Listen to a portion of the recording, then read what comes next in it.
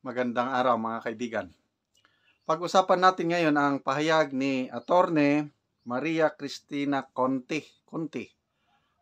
Siya, ICC Assistant to Counsel.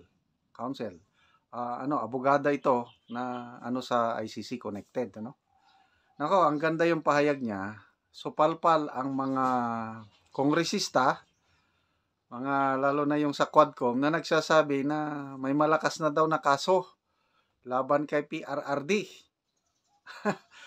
Ito, pakinggan natin ito. Abogada na connected sa ICC. Sikat ito sa larangan ng pag-aabogasya. Ito yung kanyang pahayag. Pakinggan natin Basahin ko. Kung para sa legal purposes, palagay namin may dagdag na kaunting pwede maisubmiti sa International Criminal Court patungkol dito sa crimes against humanity.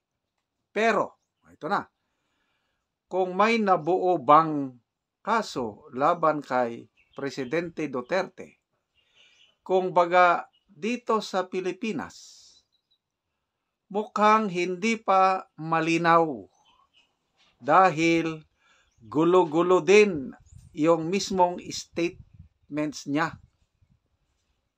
Kaya kahit pa sabihin natin na di ba umamin naman siya, kailangan pa po ng dagdag ebidensya para makapagbuo dito sa Pilipinas ng kaso. Di ba, klaro? Hindi malinaw. Ito kasi Senator Risa Hontiveros, Abante, kung sino-sino pa yan. Sabi niya, umamin na siya Umamin na siya na may DDS. Pwede nang kasuhan. Marami nang naghihikayat sa mga relatives ng biktima ng alleged EJK. Sampahan nyo na ng kaso. Yun naman ang gusto ni PRRD. Sabi niya, sampahan nyo ako ng kaso. I take all legal and moral accountability sa nangyari sa war on drugs. Doon siya pinalakpakan ng tao. Yung sabi niya, kung mauulit lang, mabigyan ako ng pagkakataon, dublihin ko pa yung ginawa ko para labanan itong droga na ito. Hindi ako magdadalaw isip, dublihin ko ang kayod ko. Nako, yun. Biglang pumalakpak ang audience na nagalit si Senator Pimentel. Wala pa.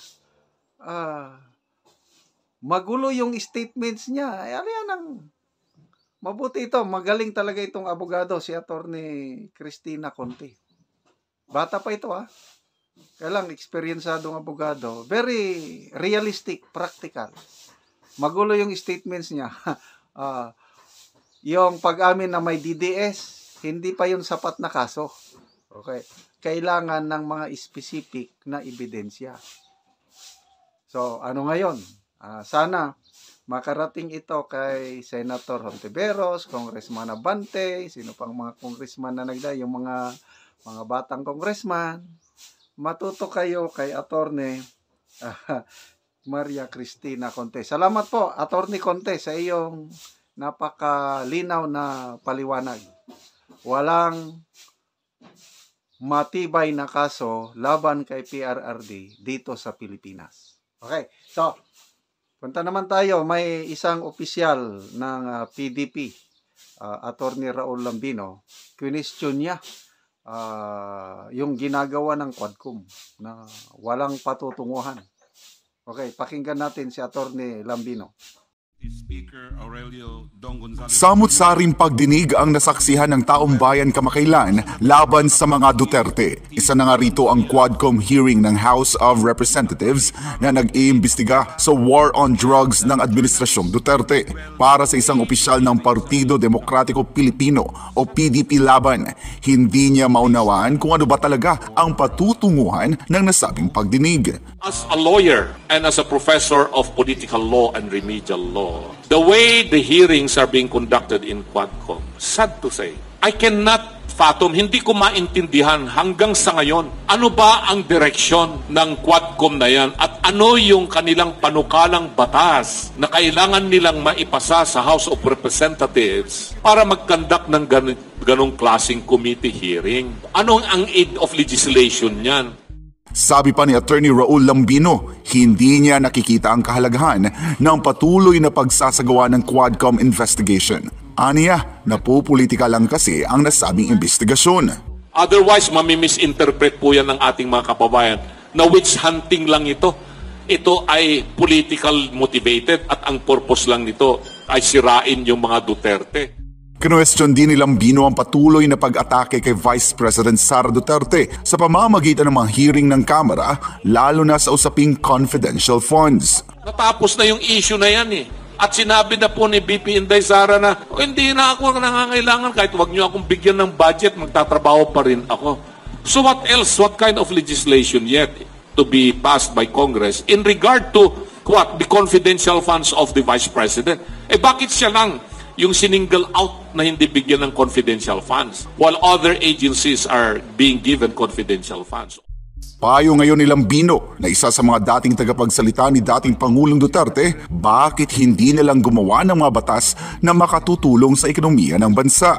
Huwag nang masyadong gawing politika yung hearings natin sa Congress. Let's focus on vital legislations. Why not focus on crafting legislation that will really help invite more foreign investors to come? Naniniwala naman si Lambino na walang magiging epekto ang mga nasabing pagdinig sa mga Duterte, lalo na sa dating Pangulo. PRRD is always a political force. Umapir man siya doon sa Senado or hindi siya umapir kahapon, si Tatay Digong ay isa pa rin sa mga leader na nirespeto, hindi lamang po sa Pilipinas kung hindi sa lahat ng panig ng mundo. He is still very popular among the ASEAN leaders.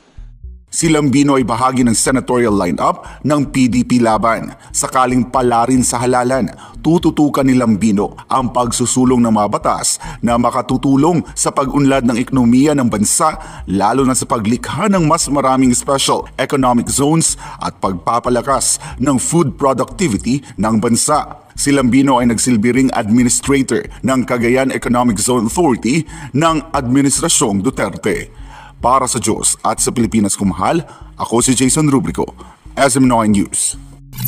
Kasunod ng pagdinig ng Senado kaugnay sa War on Drugs ng Duterte administration, ay marami ang nalilito kung meron nga ba o walang Duterte Death Squad. Di raw kasi sila sigurado kung nagbibiro ba o hindi si Duterte sa kanyang mga mabibigat na sinabi sa pagdinig. Sa isang press conference ay mismong si Senator Ronald Bato de la Rosa ang nagbigay ng linaw sa nasabing katanungan. Si de la Rosa ang PNP chief ni Duterte nang ilunsad ang kampanya kontra droga noon na mas kilala bilang Oplan Tukhang. Laban sa mga kriminal, very effective siya. So nasa inyo na yan. Sa kabila nito ay binigyang diin ni Senator Bato na kung totoo man ang umunoy extrajudicial killings at ang iniuugnay dito na Davao Death Squad ay handa naman itong harapin ni Duterte. Sabi nga niya, hindi naman siya umiiwas sa responsibilidad. Kasuhan niyo siya kung gusto niyo kasuhan if you have the evidence, you'll file cases. Una na rin kasing sinabi ni Duterte na aakuin niya ang responsibilidad sa its successes and shortcomings. I alone take full legal responsibility sa lahat na nagawa ng mga pulis pursuant to my order. Ako ang managot at ako ang makulong, wag yung pulis na sumunod sa order ko. Kawawa naman, nagtatrabaho lang. Pero nilinaw ni Senador Bato na sa panahon ng kanyang paglilingkod bilang pulis, ni minsan ay di siya inutusan ni Duterte na pumatay ng tao. As I have said, puro panakot niya yan sa kriminal. Puro panakot niya yan. Kung sabihin mo ako, sinabihan niya ako mismo nga, palabanin mo yung kriminal. O kung sinabi niya sa akin, wala pa akong narinig na sinabi niya sa akin yan. Wala pa akong narinig na sinabi niya sa akin personally. Na palabanin mo para mapatay. Kaugnay nito ay hindi naman ikinababahala ni Senator Bato kung binabantayan ng International Criminal Court o di kaya ay gamitin ang mga sinabi ni Duterte sa pagdinig laban sa kanila. Malinaw kasi anya na hanggang ngayon ay wala namang jurisdiction ang ICC sa Pilipinas.